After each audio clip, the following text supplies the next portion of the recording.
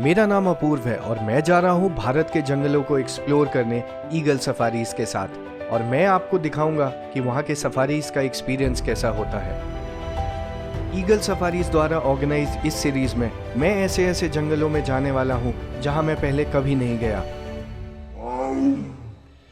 तो तैयार हो जाइए भारत के जंगलों के असली एडवेंचर को देखने के लिए। And now let's walk into the wild.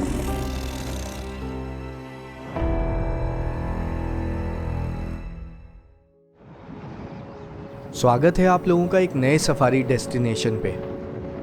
Eagle safaris के साथ मेरे इस सीरीज में मैं आज आ गया हूँ राजस्थान के ही एक और टाइगर रिजर्व में। ये जगह है सरिस्का, जहाँ मैं कुछ दिन पहले भी आया था जब सफारीज बंद थे।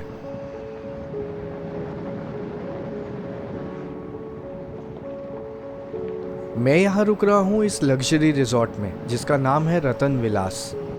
रतन विलास एक लग्जरी रिजॉर्ट है जो अरावली की पहाड़ियों से घिरा है और इसके ठीक सामने है सिलिसर लेक।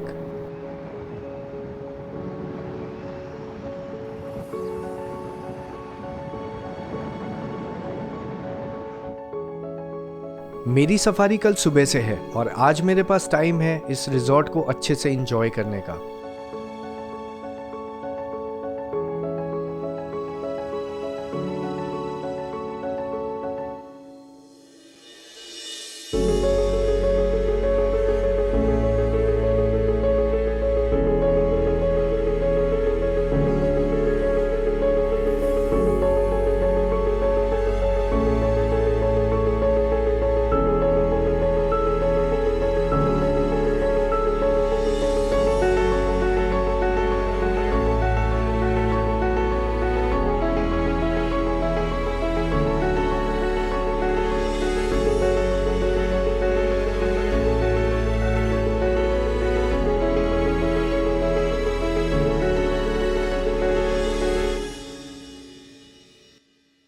रतन विलास में अलग अलग कैटेगरीज के रूम्स हैं और ये है मेरा रूम अगले 2 दिनों के लिए।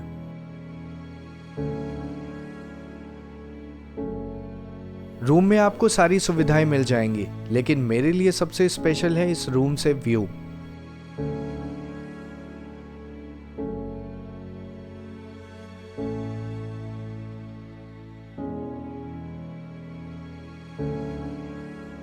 मेरे इस रूम की बालकनी से पूल का व्यू है और साथ में लेक और अरावली का व्यू भी है। तो आज मैं इस प्रॉपर्टी को एंजॉय करता हूं और मिलता हूं कल सुबह की सफारी में।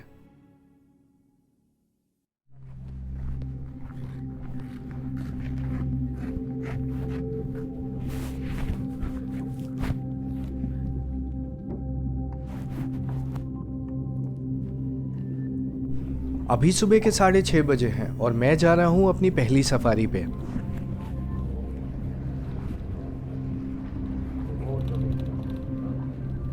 अगर आपने मेरे पहले की वीडियोस देखी हैं तो मैं मॉनसून में जंगल बंद होने से पहले यहाँ सफारी पे आया था और पिछले महीने भी यहाँ आया था जब सफारी बंद थी। तो ऑफिशियली ये पहली बार है जब मैं सरिस्का के जंगल को अच्छे से एक्सप्लोर करूंगा और आप लोगों के साथ अपने सफारी के एक्सपीरियंस को भी शेयर करूंगा।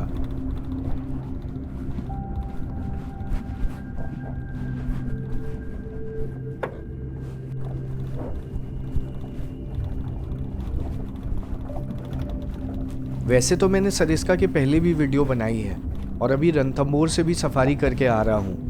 तो इस बार राजस्थान के जंगल में पाए जाने वाले आम जानवरों को छोड़ के मैं बस टाइगर को ढूंढने वाला हूँ।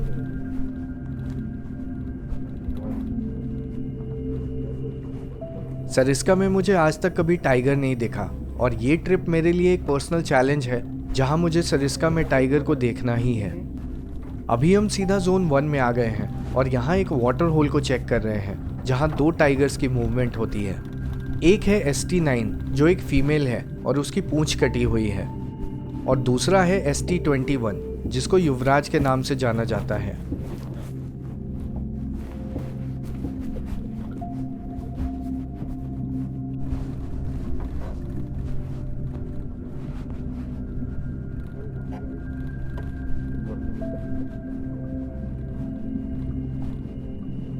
अब धीरे धीरे हम घने जंगल में आ गए हैं। सरिस्का का अधिकतर क्षेत्र एक ड्राई डिसीडियस फॉरेस्ट है, जिसका मतलब यहाँ बहुत कम बारिश होती है और यहाँ के पेड़ पौधे साल के अधिकतर समय अपने पत्ते गिरा देते हैं। वहीं जैसे ही इन्हें थोड़ा भी पानी मिलता है, ये जल्दी से हरे भरे हो जाते हैं। इसलिए अभी मॉनसून के बाद यहाँ जंगल कुछ ज़्यादा ही घना हो गया है, लेकिन फरवरी से ये धीरे धीरे सूखने लगेंगे और जंगल दूर दूर तक साफ दिखाई देने लगेगा।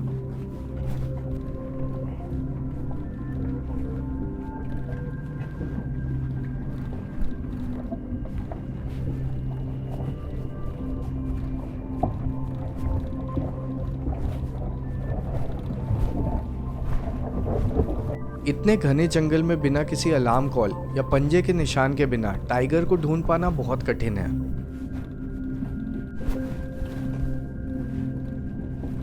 अभी हम इस जोन के एक फॉरेस्ट चौकी के पास बने हुए तालाब के पास आ गए हैं।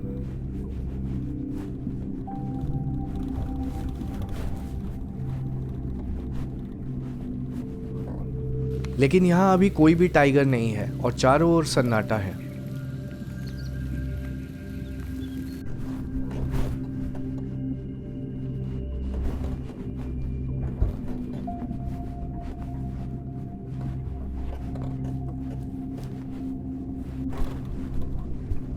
अब वहां से निकल के हम आसपास ही किसी टाइगर को खोजने का प्रयास करेंगे।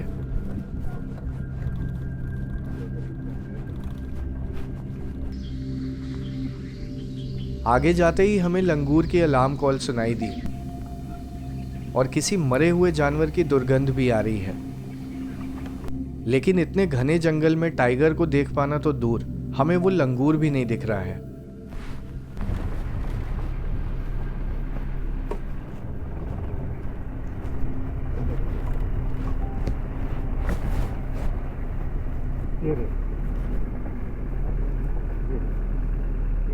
ये अंदर जा रहे हैं ना?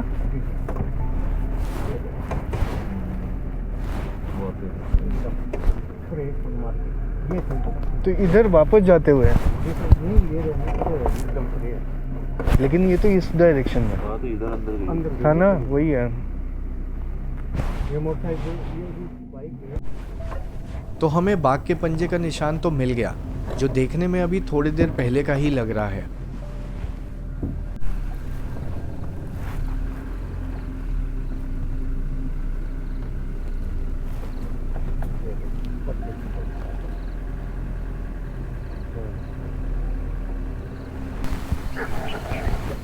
और फिर से उस लंगूर की अलार्म कॉल स्टार्ट हो गई।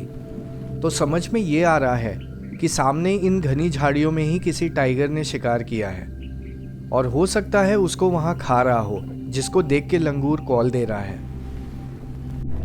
अब हम इसी रास्ते पे इधर उधर घूम रहे हैं कि शायद कोई टाइगर निकल के बाहर आ जाए। बहुत स्ट्रांग है।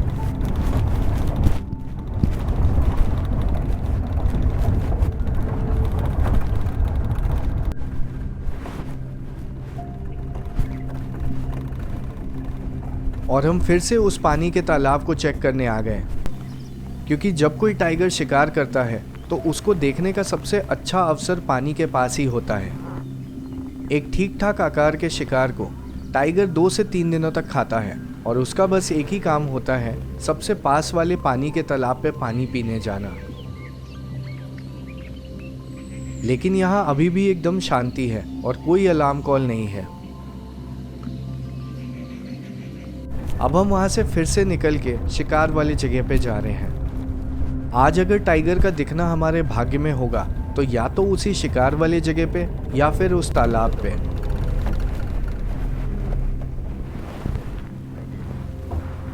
स्मेल आ रही है तेज। जंगल इतना घना है कि हमें पता होते हुए भी कि यहीं अंदर कोई टाइगर अपने शिकार के साथ है, हम उसे देख नहीं पा रहे हैं। ज़्यादा मोटा कर दो।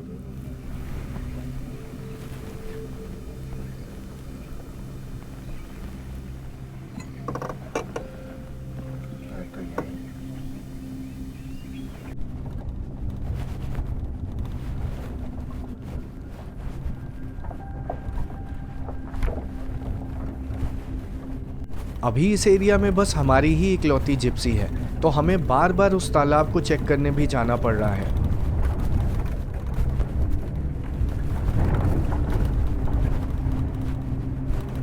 अभी धूप भी निकल गई है और सफारी ओवर होने तक हम इसी तालाब के आसपास रुकने वाले हैं।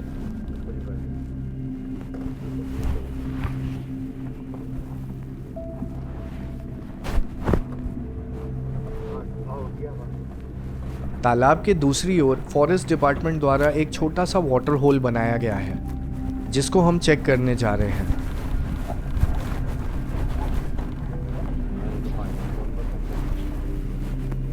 अरे मंगूस।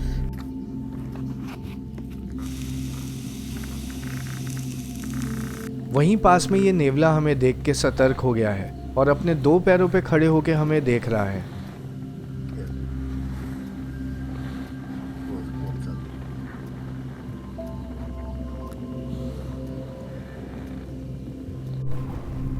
पानी सूखा हुआ है। इस वाटर होल पे तो एकदम पानी नहीं है, तो अगर उस टाइगर को पानी पीने आना होगा तो वो बड़े तालाब पे ही आएगा।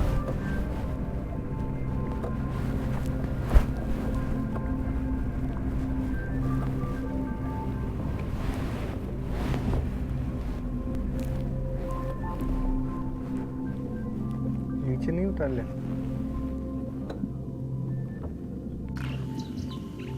यहाँ फिर से एक नेवला आ गया है जो शायद पानी पीने आया हो।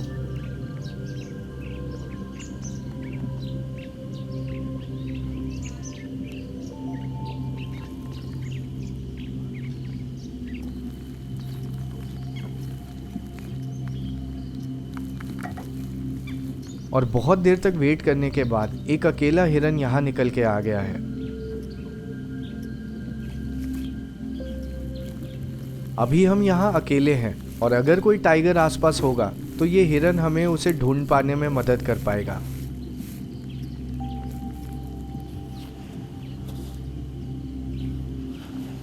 हिरणों के सूंघने की क्षमता बहुत अच्छी होती है और अगर आसपास टाइगर हो तो ये उसकी उपस्थिति को भाप के तुरंत अलार्म कॉल देने लगते हैं।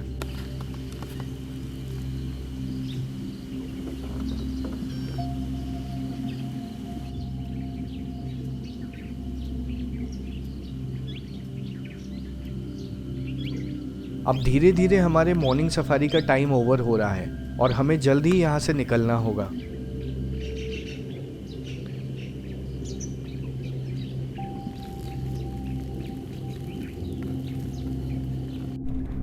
तो बहुत देर तक वहाँ वेट करने के बाद हमें अब यहाँ से जाना ही होगा। एक बात की गारंटी तो है कि कोई टाइगर यहीं आसपास है और शायद हमारे जाने के बाद वो पानी पीने आए। अब मेरी सेकेंड सफारी फिर से कुछ घंटे बाद है, तो एक बात क्लियर है कि हमें सबसे पहले भाग के यहीं आना है और फिर से उस टाइगर को खोजना है। अगर आपको ये वीडियो अच्छी लगी हो तो चैनल को सब्सक्राइब करके मुझे सपोर्ट कीजिए और ऐसे ही भारत के जंगलों में सफारी बुकिंग के लिए आप ईगल सफारीज को चूज़ कर सकते हैं। मिलते हैं इवनिंग सफारी में।